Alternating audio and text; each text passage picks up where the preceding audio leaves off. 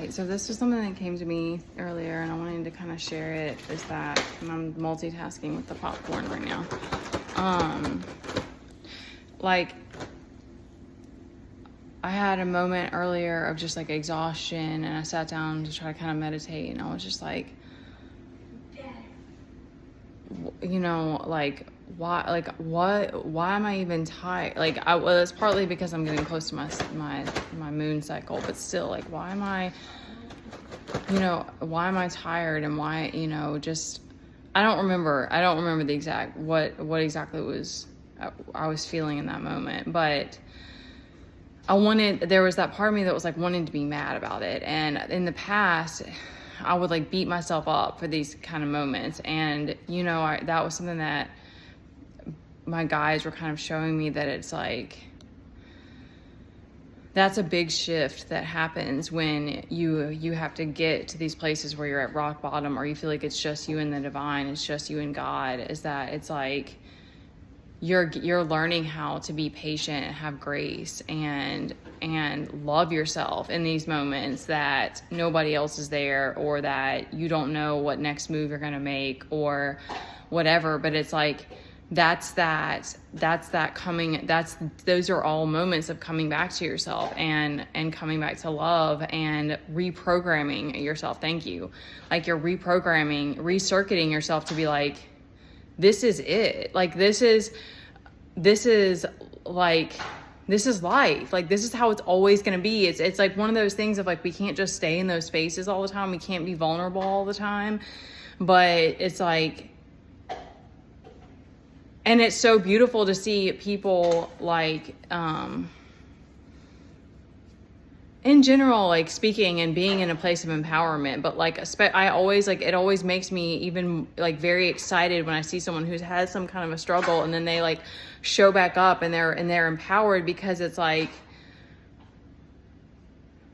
that's how it, like that there's that realization when, like, if you have to hit rock bottom, that it's like, you know that you've experienced the lowest of the low. Like, you've experienced having to be at the ground level, and in a sense, like, that there's that too of like, you know that the world is still watching, that the divine is watching you, and at the same time they're like, they're showing you, even in those moments, as like, you're always being held by the divine mother, you're always being held by God has endless patience for us, endless grace for us. But the world doesn't. And that's the other thing that you realize, is it's like, people will just watch you drown. And it's like, that's how it is. It's like, I don't see that changing. I do believe that there's people that the right people will be there. Like, I fully believe that. And I believe that there's people that want to help you up, but like, it reminds me of like what happens when people are actually drowning, and how it's like, when you're actually in a panic mode, you can't save some, like, it's those moments of that realization that you can only save yourself. You can't actually save other people. But like, I don't know why this is popping up. I don't want to wrap it up because I know he's waiting on me. I've had like the breath knocked out of me when I fell off a horse a couple of different times, and I didn't hit panic either time. But I do wonder if that's one of the reasons I experienced that, because I think it's lung related.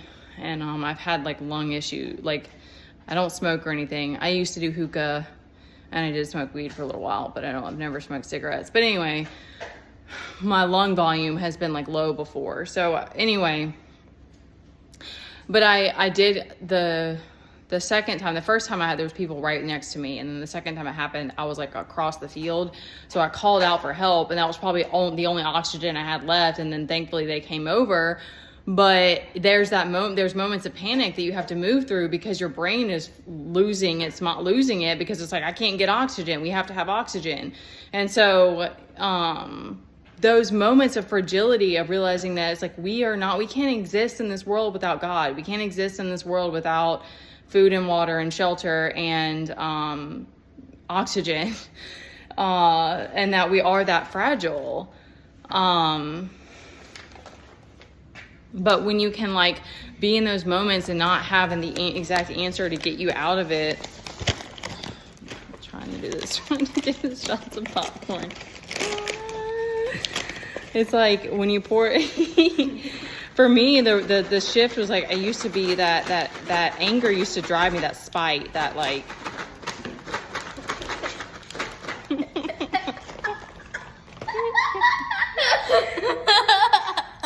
And then he thankfully there are things that make him really mad, but thankfully he laughs at my mistakes too. I love you, crazy.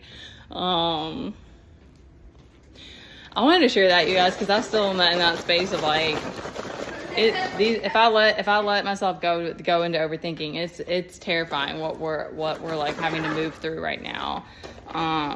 But giving yourself grace, it's like we think that like anger, it used to be a driver for me, but like but love gives you this like endurance that anger and spite, like you burn out on that so fast, and like running and running yourself on stress, like you burn out so fast on those energies. But like love gives you this like power to keep going and to keep pressing forward, and this acceptance that it's like this is how it's going to be. It's like I want to write a poem about it, but it's like it makes me think of like the curtain goes up and goes down every day when the sun goes up and it sets, and it's like the world is a stage in a way. It's like I like to think of it as more of a natural type of thing, but in some ways it's not. A lot of it is just illusory. So I don't know. I just hope that brings something good to somebody, because that it brought me a sense of like, I don't know, good feeling. All right, love you guys.